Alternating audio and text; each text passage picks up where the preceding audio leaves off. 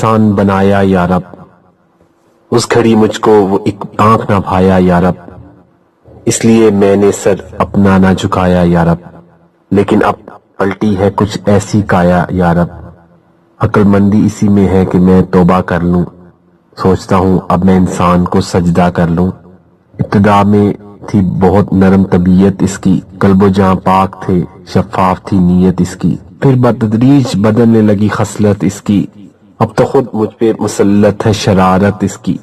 اس سے پہلے کہ میں اپنا ہی تماشا کر لوں، سوچتا ہوں اب انسان کو سجدہ کر لوں۔ بھر گیا بھلا کون سا فتنہ اس میں،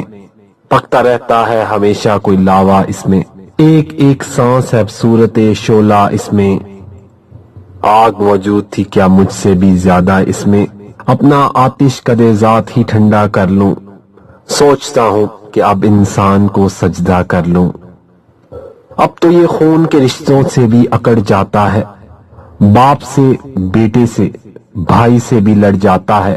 جب کبھی طیش میں ہتھے سے اکڑ جاتا ہے، خود میرے شر کا توازن بھی بگڑ جاتا ہے، اب تو لازم ہے کہ میں خود کو ہی سیدھا کر لوں، سوچتا ہوں کہ اب انسان کو سجدہ کر لوں۔ کچھ جھجکتا ہے نہ ڈرتا ہے نہ شرماتا ہے، نت نئی فتنہ گری روز ہی دکھلاتا ہے، اب یہ ظالم میرے بہکاوے میں کب آتا ہے،